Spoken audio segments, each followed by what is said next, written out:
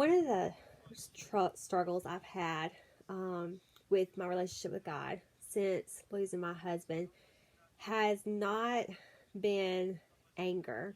Um, I know so many people deal with that. I've seen people talk about being angry with God.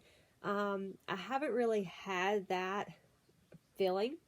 Um, in fact, when my husband first passed away, I was just overwhelmed with God's grace and love and peace. And it was just like, it sustained me. And of course, my husband and I had been through some trials prior to his passing away where he repeatedly, told me how much I had to trust God.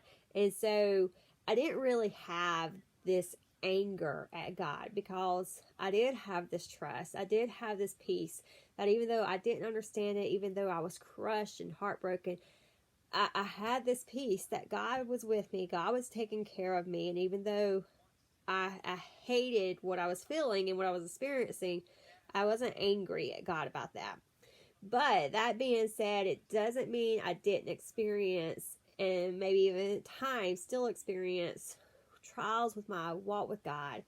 And the way I did, and maybe still do at times, is that my it became hard to focus on my relationship with God because I was so focused on my grief.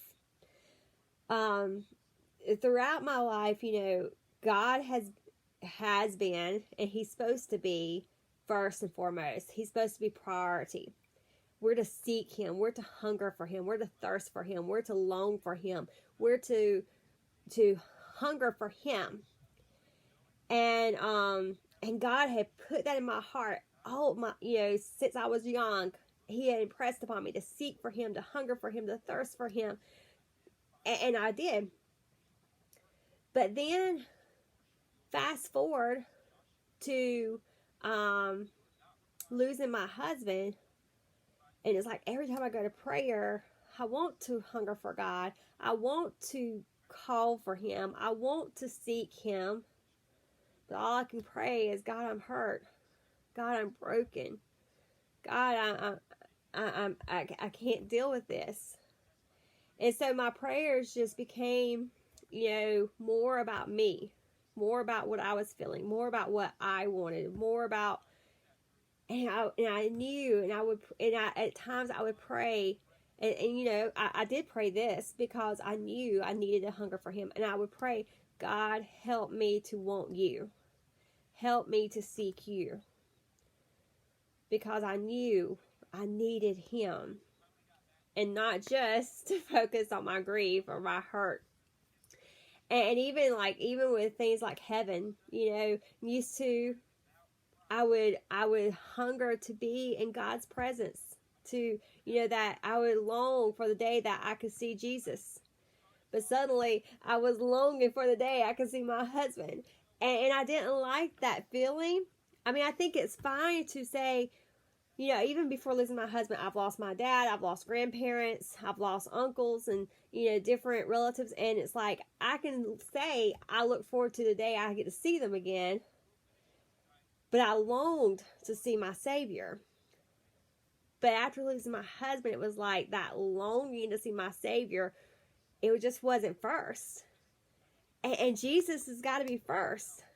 Jesus has got to be first in your life. And I found and all along the way, I know in my heart, this isn't right. So I was continually praying, Lord, help me to long for You. Help me to hunger for You. I want Jesus to be first. I feel like He always has been first.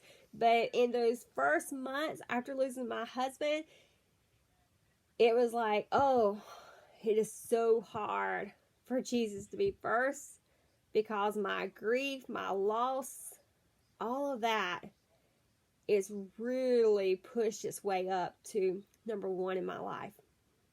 And I didn't want that to be number one. I wanted Jesus to be number one. So it's been a trial. And God's been gracious. He's been loving and patient with me. And He has just comforted me and helped me. But I want him to be first and foremost. I want him to be who I long for, who I need, who I desire. And yes, I miss my husband. Yes, I want to see him again. Yes, I look forward to seeing him again. But more importantly, I look forward to seeing my Savior, Jesus Christ. And that's what I want, is to long for Jesus. And so God's been working with me on that, and he's been restoring that hunger and thirst. And I thank him for that. But it is hard. It is hard when the grief does. It's overwhelming. It's very overwhelming.